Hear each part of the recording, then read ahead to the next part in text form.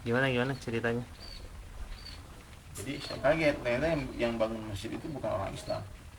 Terus saya bilang sama komandannya, sama mandornya, Pak, bisa dikumpulin sekitar tukang-tukangnya Pak. Saya ada bicara, sampaikan kabar gembira buat Bapak. Saya bilang, Bapak ini sedang membuat sebuah amal kebaikan di dalam Islam. Jangankan membangun masjid, orang memandang masjid itu pahalanya besar. Cuman masalahnya sekarang, passwordnya itu syaratnya bisa dicairkan, pahala ini tidak ada. Nah, jadi kalau ini mau jadi satu amal kebaikan yang besar, biar nggak dapat cuma duit aja, saya mau ajarkan satu kalimat.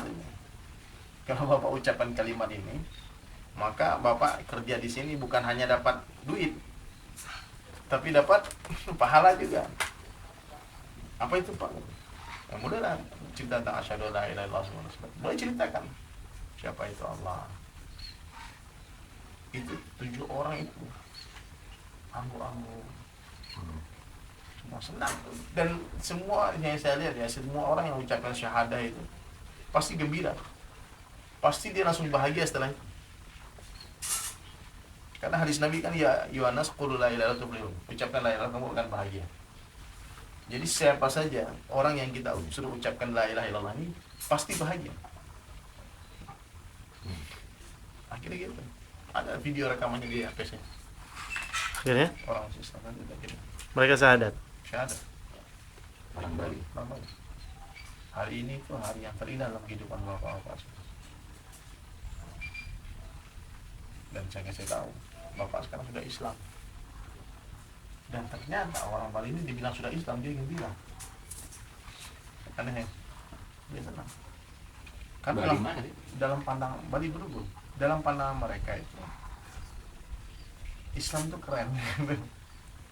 Semua ya, artis-artis Islam, acara-acara di TV, acara Islam banyak. Jadi kita mesti confident untuk menawarkan Islam kepada mereka. Cuma sekarang orang kita sendiri kalau belum amalkan Islam dengan benar, susah mau ngomong.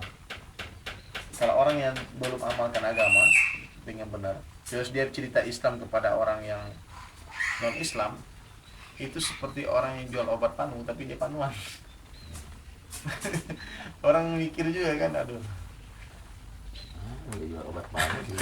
panuannya obat bagus Pak, tapi dilihat kan bagus kok, nggak, penyakit ente kok nggak sembuh kan. Nah tapi kalau kita pakai obat tuh, terus dia lihat sembuh, dia tanya pakai obat apa Pak? Oh ini bagus obat, di mana belinya, harganya berapa? Jadi sebelum kita ajak orang untuk masuk ke dalam rumah kita, ini rumah harus dibenerin dulu. Jangan sampai orang masuk tahu-tahu bocor rumahnya, sama aja Pak. Keluar lagi. Cuman yang menarik saya si Aceng Bupati itu Garut. Yang kawin 4 hari itu, Dia kawin. Padahal itu kan anak pesantren. cacingnya. Si Fani itu kan. Nah, Anak pesantren kan. Dan dikawinin dalam keadaan status izin. virgin. Padahal enggak kan. Saya nggak tahu kisah Aceh itu gimana, cuma saya ribu-ribu saya lihat di TV sekilas. Gimana sih kronologinya? Si Aceng ngawinin seorang Fani. itu kan dari pesantren. Terus selang berapa hari dia putus kan. Bercerai. Karena nggak virgin lagi kan. Oh, alasan Aceh dia tidak perawan lagi itu. Gimana kok anak pesantren kawin apa? Itu gimana? Terus itulah alasan satu-satunya. Dia kena tipu. Ternyata Oh, alasan Aceh itu gitu. kok bisa sampai anak-anak di pesantren seperti itu. Sekarang jadi kita nggak perlu heran karena media-media ini, internet itu masuk ke sana. Jadi itu video-video porno itu ada di HP anak-anak sekolah. Oh, pesantren nggak gitu, yang dipikir. Yang aman tuh kalau anak perempuan kita, ya kita yang jaga tuh. Yang diizinkan keluar dengan siapa-siapa. Kalau kita Jaminan sudah juga ya masuk ke sana ya. kalau kita udah jaga, terus ternyata bolan itu lain di luar kekuasaan kita. Ujian juga buat kita, tapi kita penting ada protection dulu. Saya kan pernah juga di pesantren Padang Panjang, lebih parah. Karena sekarang tuh orang yang masuk pesantren itu bukan orang baik-baik.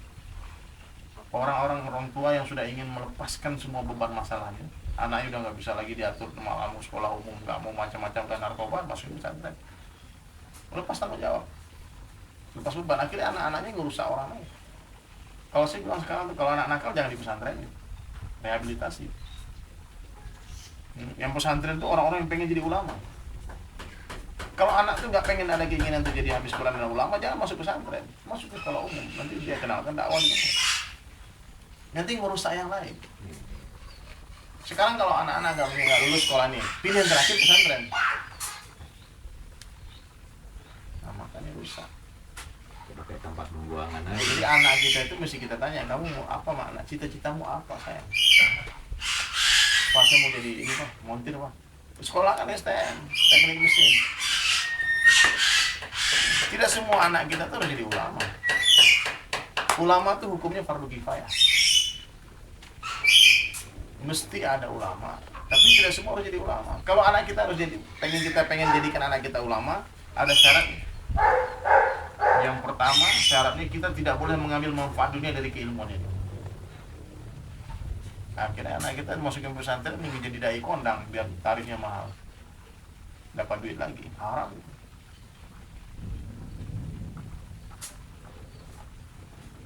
Masukin pesantren ujung-ujung pegawai negeri, sogok masuknya, nggak benar. Nah, pesantren itu gunanya itu bukan di sana, mengurus agama. Orang-orang bisa biar nggak banyak di pesantren itu nggak ada masalah. Kasus-kasus di pondok pesantren di asrama itu lesbian, homoseks, itu ada sih, banyak. Itu tahu yang Nggak berapa orang yang mampu mudir yang bisa kontrol. Jumlah mereka ribuan, satu pesantren yang 12.000 orang, 8.000 orang. Muridnya berapa? Gurunya berapa? Ada nggak muridnya agak 1.000 orang? Gurunya enggak. Kita nggak bisa salahkan juga, ini pendidikan dari rumah. Karena anak-anaknya dari sebelum masuk pesantren memang udah rusak. Anak SMP, anak SD udah pacaran. Sekarang tidak